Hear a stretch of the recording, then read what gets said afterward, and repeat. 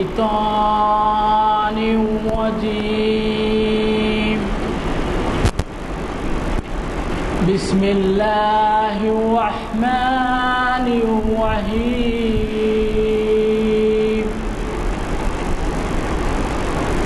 والعصر إن الإنسان لفي خسر إلا الذين آمنوا وعملوا الصالحات وتواصوا بالحق وتواصوا بالصبر. صدق اللہ العظیم.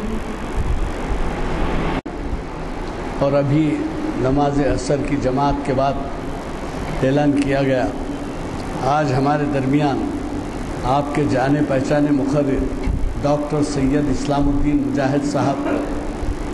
مخاطب کر رہے ہیں. انہوں نے اپنی ہی پسند کا ایک عنوان دیا ہے جو آپ کے اعلامیوں کے ذریعے اور اخبارات کے ذریعے ہم اعلان کر چکے ہیں کہ تحریک آزادی ہند اور نظریہ ہندوتوا. آپ خود اندازہ لگا سکتے ہیں کہ کس قدر اہم عنوان ہے، خصوصاً جبکہ ایک عام شکایت ہے کہ سیکولر نیچر، سیکولر جو خصوصیت ہے ہمارے دستور کی، وہ متاثر ہو رہی ہے کچھ نظریات کی وجہ سے، اور اس میں ٹکراؤ پیدا ہو رہا ہے مختلف مذاہب کے ماننے والوں میں. تو میں آپ سے گزارش کروں گا کہ ان مقرر صاحب کے عنوان سے استفادہ کریں، اور یہ سید اسلام الدین مجاہد صاحب کے بارے میں بھی کچھ کہہ دوں کہ یہ جو ہے ایک بین الاقوامی شہرت رکھنے والے اسکالر ہیں، اور ہمارے ہاں جو خطاب ہوتے ہیں ان کے خطابات کو اخبارات اور خود ان کے مضامین کو اور دیگر محافل کو جو مخاطب کرتے ہیں جلسوں میں بڑے بڑے، وہ جو ہے نمایاں طور پر اخبارات شائع کرتے ہیں. ایسی شخصیات آج ہمارے درمیان جامع مسجد عالیہ کے کانفرنس ہال میں بعد نماز عصر اس محفل کو مخاطب کر رہے ہیں، جس کا عنوان میں نے ابھی آپ کے سامنے اس کا ذکر کیا. یہ تاریخ اسلام کی 699ویں نشست ہے. اگلی نشست 700ویں ہوگی، جبکہ ہر سال 45 نشستیں ہوتی ہیں، تو صرف 450 نشستوں میں ہی 10 سال ہو گئے. اور اب یہ ہے 699، 300 نشستیں اور، تو 10 اور 17 سال سمجھے اس سے نشستیں چل رہی ہیں، اور کامیابی سے چل رہی ہیں آپ کے تعاون کی وجہ سے. اور ایسے عنوانات دیے جاتے ہیں جس سے ہمیں حالات حاضرہ پر نظر رکھنے میں مدد ملتی ہے. ہم میں سے کئی ایسے لوگ ہیں جو اخبارات یا ٹی وی یا ریڈیو وغیرہ کے سننے یا ان پہ وقت دینے کے لیے ان کے لیے ٹائم نہیں ہے. تو ایسی محافل میں ہفتے میں ایک بار اگر آپ شریک ہوتے ہیں تو لب لباب آپ کے سامنے آ جاتا ہے اور حالات حاضرہ سے واقفیت ہوتی ہے. میں زیادہ وقت آپ کا لیے بغیر یہ آج کے مخرج صاحب سے گزارش کروں گا کہ وہ آج یعنی 7 اگست 2015 کو 8 اگست 2015 بتاریخ 22 شوال 1436 ہجری بروز ہفتہ بعد نماز عصر ہمیں اپنی تقریر کا اس کانفرنس ہال مسجد عالیہ میں استفادے کا موقع دیں، جس کا آغاز خوشی لام قاری یوسف علی صاحب کے خراج سے ہوا.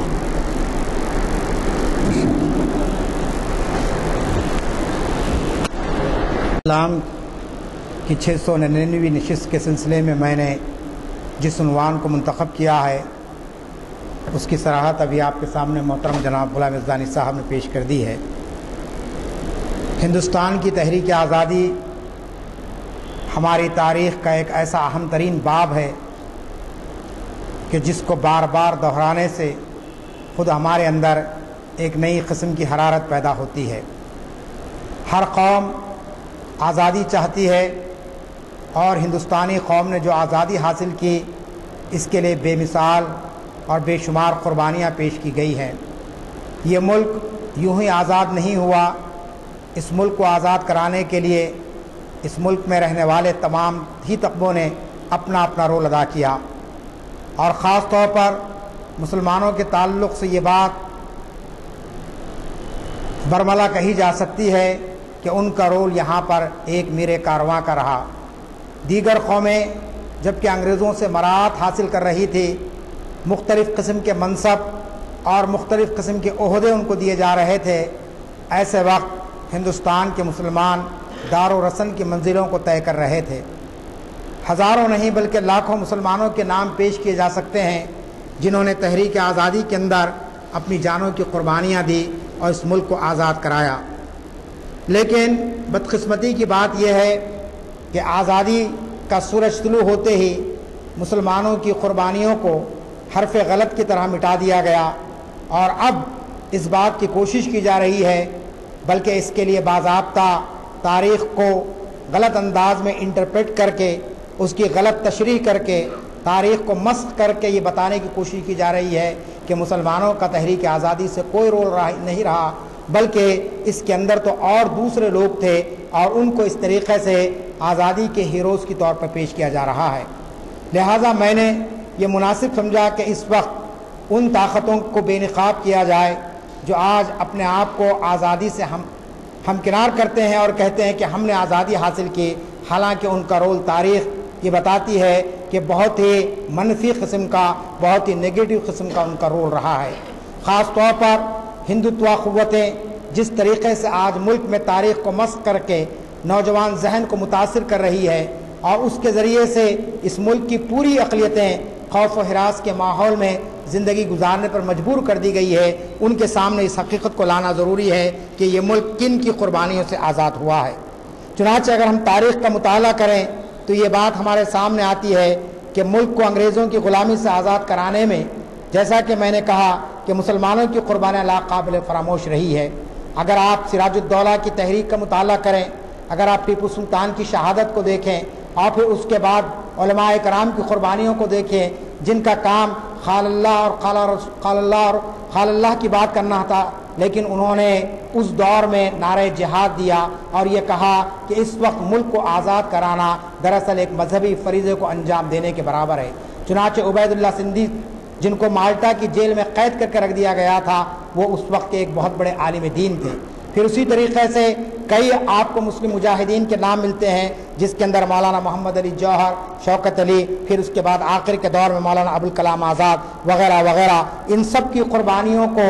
آج تاریخ کے صفحات سے ختم کرنے کی کوشش کی جا رہی ہے۔ ایک دو نام برائے نام لیے جاتے ہیں اور یہ بتایا جاتا ہے کہ گزشتہ 200 سال کی جو تاریخ ہے ہندوستان کی آزادی کی، اس کے اندر مسلمانوں کا رول آٹے میں نمک کے برابر رہا، اور ہندو احیا پرست تنظیموں نے جو گھناؤنا رول ادا کیا تھا اس کو اس انداز میں پیش کیا جا رہا ہے کہ ان سے بہترین قسم کا رول کسی اور کا نہیں رہا ہے۔ چنانچہ آپ دیکھتے ہیں کہ آج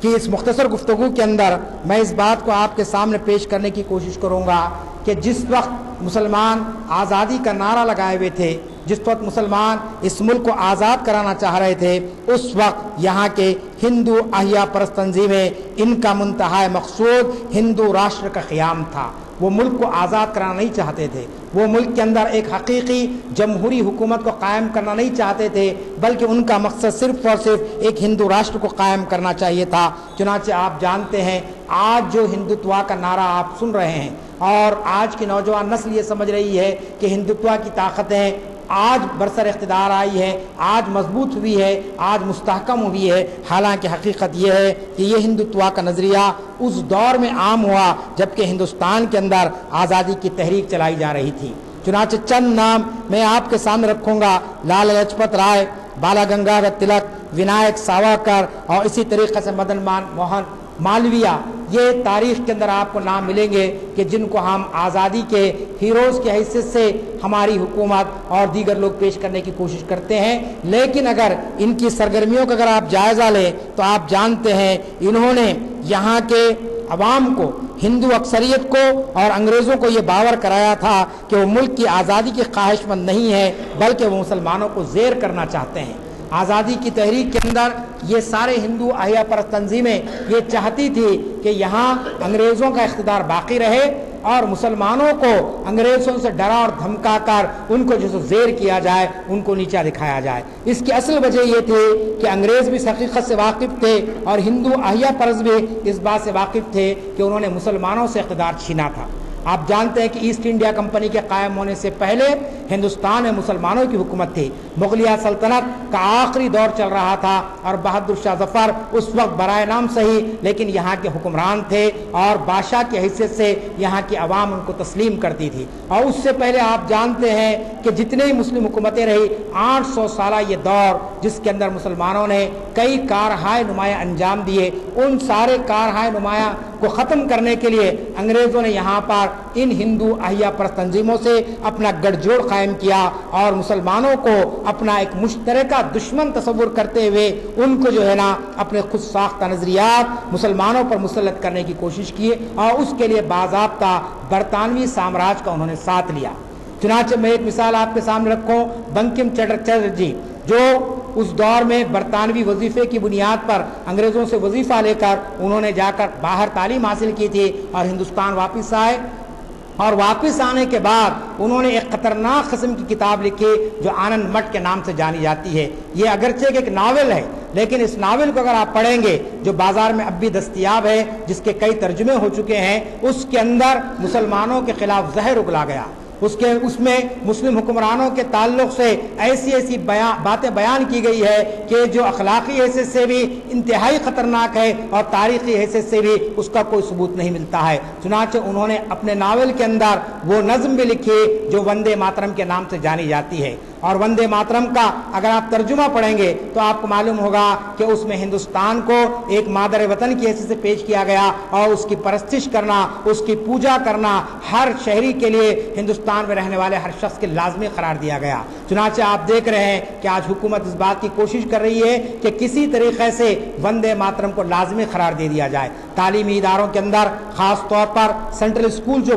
قائم ہے، CBSE اسکول، وہاں پر ابھی اس اکیڈمک ایئر سے لازمی کر دیا گیا ہر بچے کو، چاہے وہ اس کا مذہب کوچ رہو، اس کا تعلق کسی فرقے سے رہو، لیکن اسے وندے ماترم پڑھنا لازمی ہے۔ چنانچہ یہ وندے ماترم آج نہیں لکھا گیا بلکہ آزادی کے اس ابتدائی دور میں لکھا گیا جبکہ سارے ہندوستانی انگریزوں کے خلاف لڑ رہے تھے، لیکن ایک گروہ ایسا موجود تھا جو اس وقت مسلمانوں کے تعلق سے اپنے ذہن میں پراگندہ خیالات رکھتا تھا اور مسلمانوں کو نقصان پہنچانے کے در پہ تھا۔ چنانچہ یہ ہندوتوا نظریے کے قائدین نے گاندھی جی کے عدم تشدد پر مبنی عدم تعاون کی تحریک کو بھی ہندوؤں کے نقصان سمجھا۔ چنانچہ آپ دیکھتے ہیں کہ گاندھی جی نے جتنی تحریکیں شروع کی اس میں اکثریت جو ملے گی مسلمانوں کی ملے گی جو گاندھی جی کا ساتھ دے رہے تھے، چاہے وہ خلافت تحریک ہو، چاہے وہ آپ کے عدم تعاون کی تحریک ہو، چاہے وہ آپ کے ترک موالات کی تحریک ہو، چاہے وہ کوئٹ انڈیا موومنٹ یعنی ہندوستان چھوڑ دو تحریک ہو۔ ان ساری تحریکوں کے اندر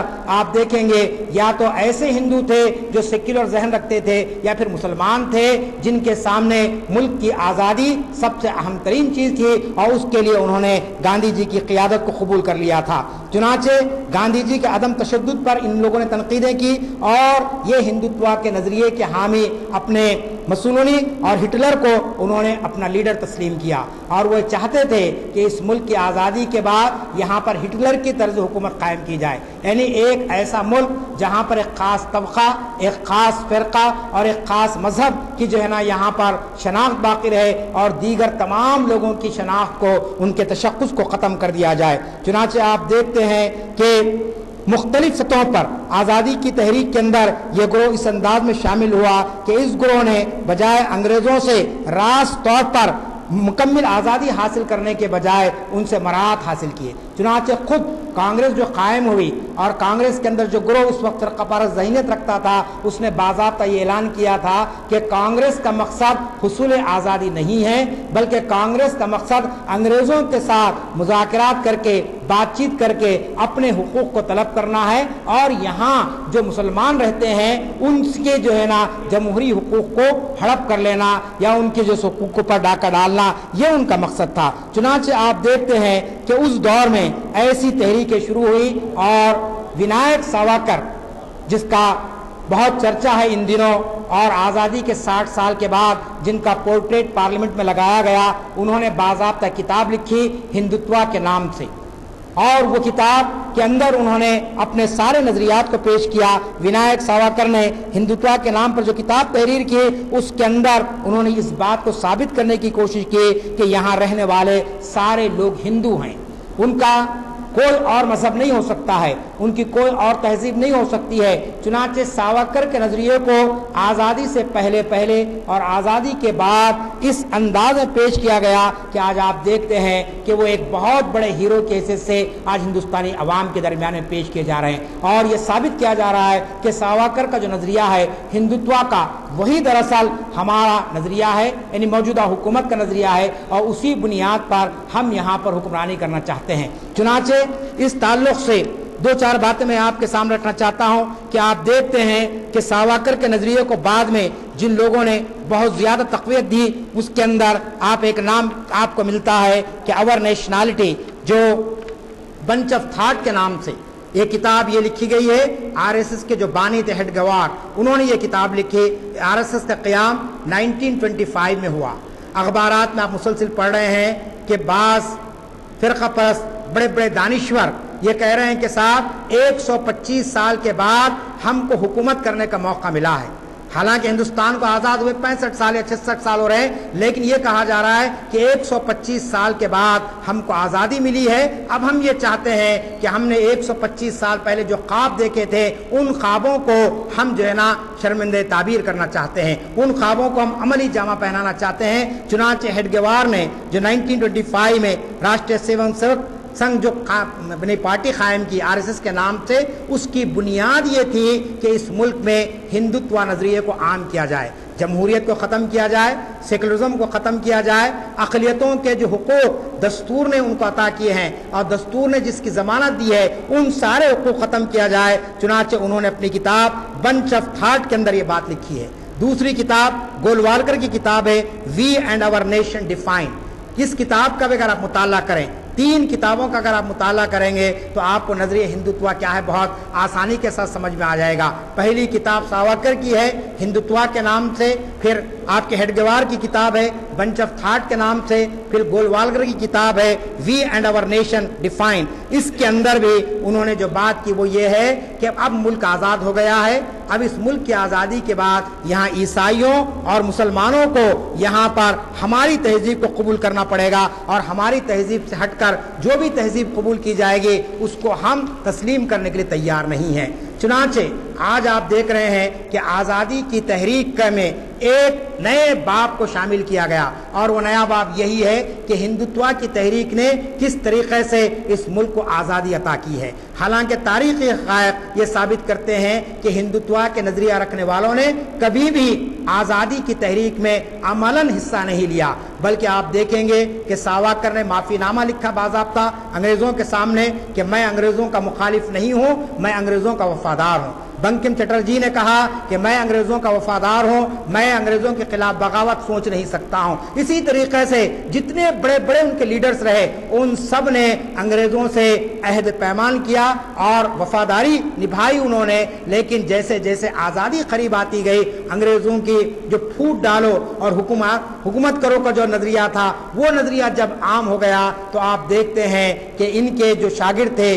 ہندوتوا کے نظریات کے چاہنے والے جو لوگ تھے، انہوں نے پھر ایک مرتبہ زور و شور کے ساتھ یہ پروپیگنڈا شروع کر دیا، اور پھر گاندھی جی کا جو قتل ہوا، اس قتل کے اندر بھی آپ جانتے ہیں کہ ایک مورخ نے لکھا کہ گاندھی جی کا قتل محض اس لیے کیا گیا کہ وہ بہرحال مسلمانوں کو اور دیگر طبقوں کو لے کر آزادی کی جنگ لڑے تھے، اور وہ چاہتے تھے کہ اس ملک کے اندر ایک ایسا رام راجیہ قائم ہو کہ جہاں پر ہر ایک کے ساتھ انصاف ہو۔ وہ بہت مشہور کوٹیشن گاندھی جی کا ہم سب کو یاد ہے، جس کے اندر گاندھی جی نے کہا تھا کہ follow the footprint of Abu Bakr and Umar, یعنی اگر ہندوستان میں اچھی حکمرانی چاہتے ہیں، بہتر حکمرانی چاہتے ہیں، تو تم کو مسلمانوں کے پہلے خلیفہ حضرت ابو بکر اور دوسرے خلیفہ حضرت عمر رضی اللہ تعالیٰ عنہ کے نظریات کو اور ان کی طرز حکمرانی کو قبول کرنا پڑے گا۔ یہ باتیں ہندوتوا کے لیے ناقابل قبول تھی، اور اسی بنیاد پر ناتھو رام گوڈسے کے ذریعے گاندھی جی کا قتل کرا دیا گیا۔ آزادی کے 1 سال کے اندر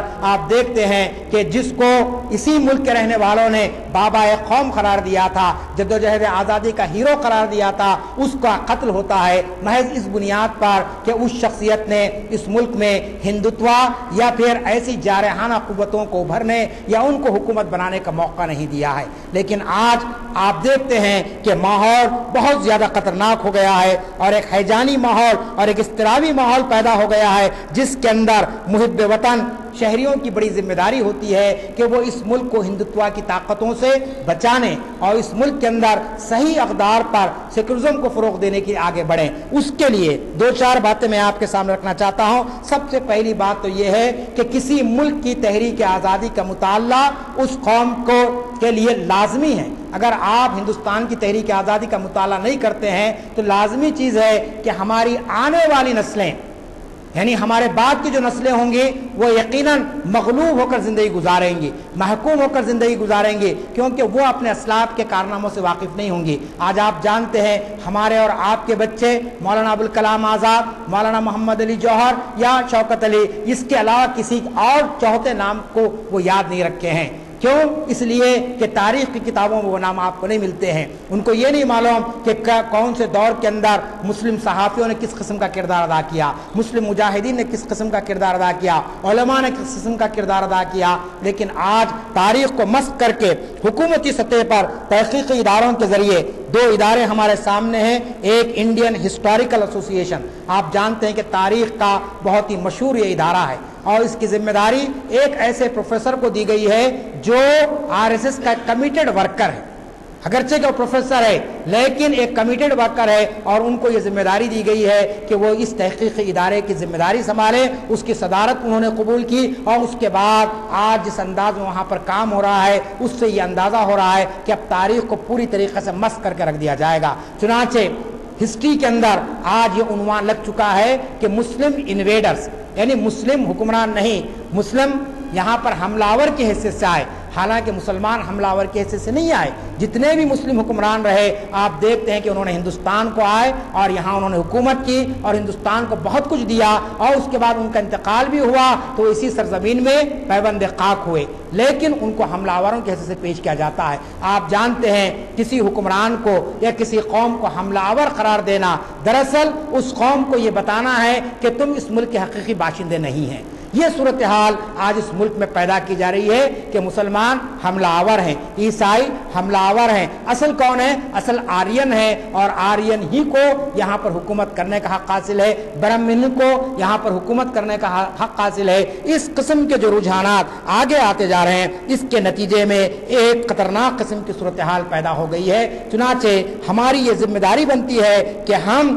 ہندوتوا کے نظریات کو پوری سنجیدگی کے ساتھ پڑھیں، اس کو سمجھنے کی کوشش کریں، اور یہ دیکھیں کہ یہ ہندوتوا کا نظریہ تحریک آزادی کے دوران پھر آزادی کے بعد اس ملک کے لیے کتنا نقصان دہ ثابت ہوا ہے۔ آپ دیکھتے ہیں گنیش کا جو جلوس ہے آج کا، یہ گنیش کا جلوس آج کا نہیں ہے،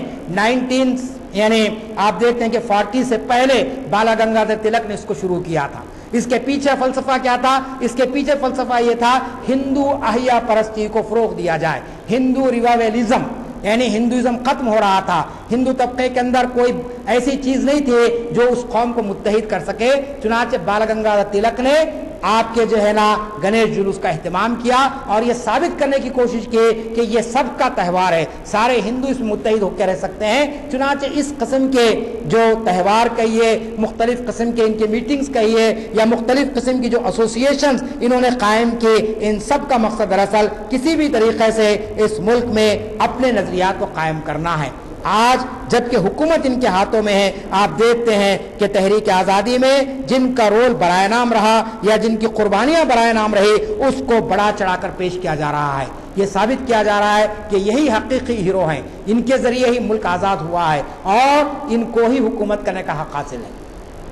ملک کے ایک بہت بڑے شاعر عامر عثمانی کا ایک شعر مجھے یاد آتا ہے، انہوں نے بڑے اچھا اس پر تبصرہ کیا تھا کہ کتنے شاہی بسیرے کو ترسا کیے،